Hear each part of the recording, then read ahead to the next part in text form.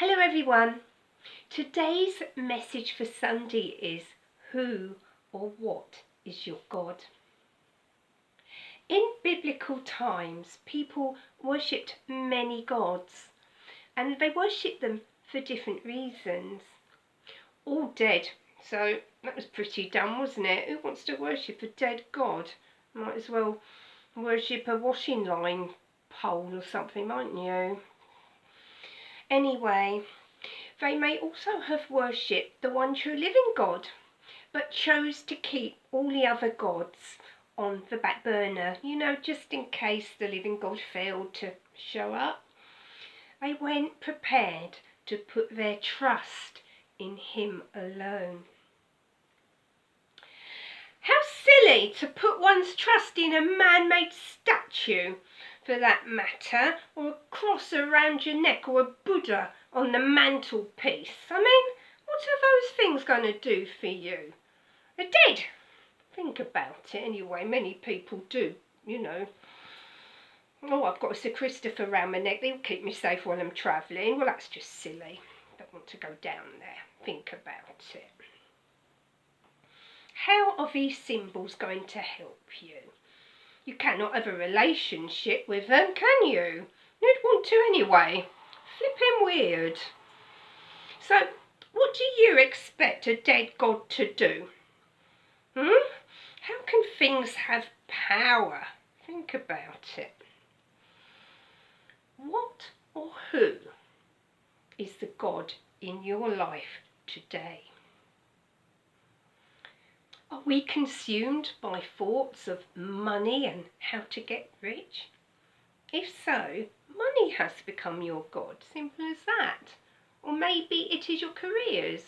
Are we consumed with thoughts of wealth and power on top of the wealth? Yeah, a lot of people, all they can think about is climbing the ladder and having power over people and being rich, having a posh job so they earn lots of money.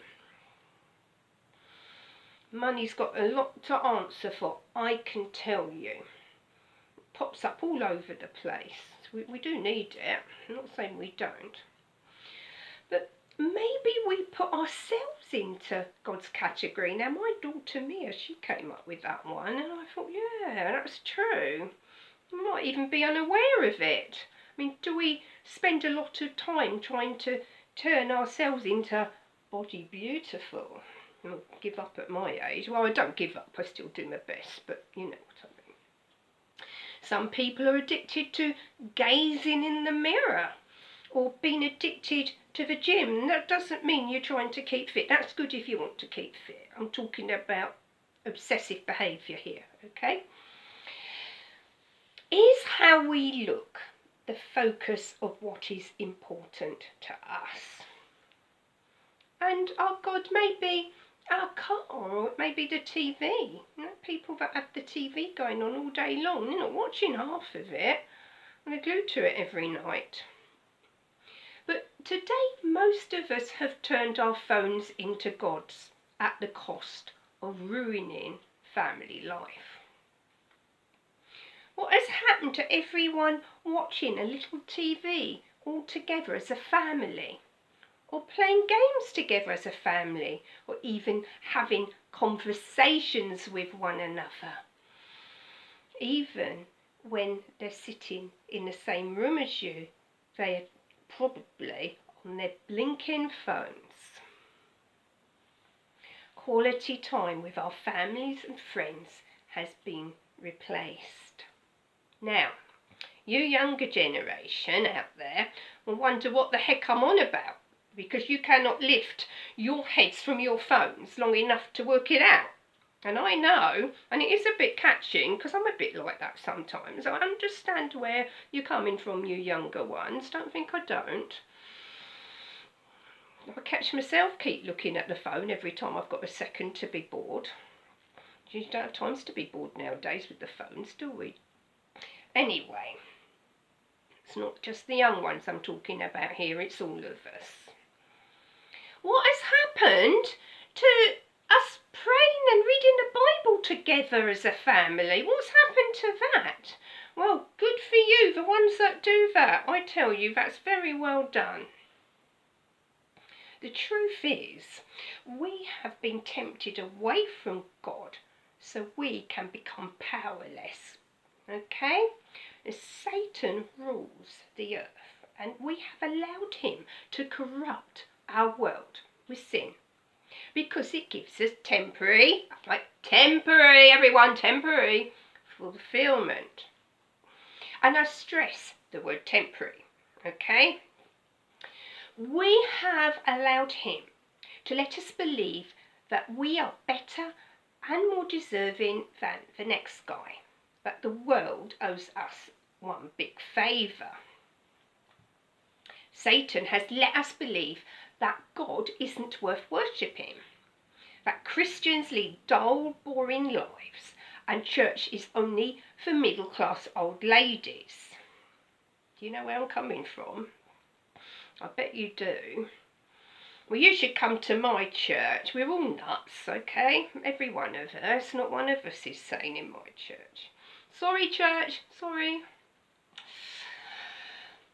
I'm the second eldest person in it as well. So it's full of younger people. Not all old. I know I'm old, but that's okay. You'll get old one day, if you're lucky. Blessed. You need to keep trying different churches till you find the one for you. Don't try one and think it's old and stuffy and give up. Okay, and you'll find churches today aren't all about old wooden pews. They're actually about comfy chairs. They're not about organs. They're about electric guitars and drums.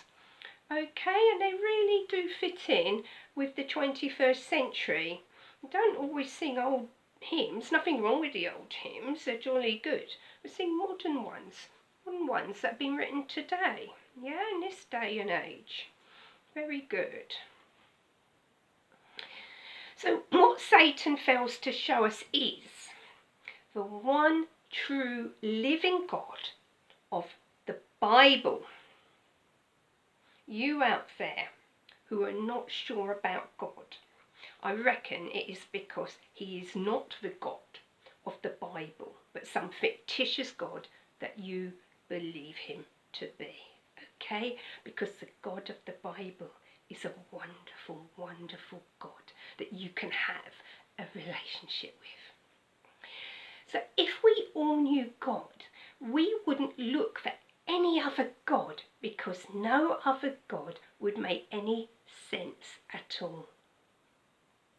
How will you know if you have a false God in your life?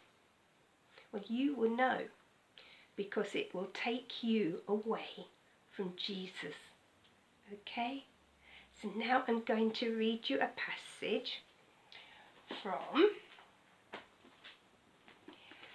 Exodus 20, verses 4 to 6. You shall not make yourselves any idols, no images of animals, birds or fish. You must never bow or worship it in any way. For I, the Lord your God, am very possessive. I will not share your affection with any other god.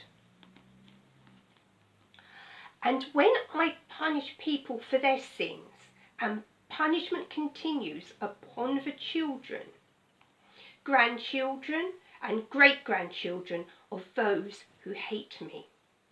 But I lavish my love upon thousands of those who love me and obey my commandments. God wants to lavish you with his love.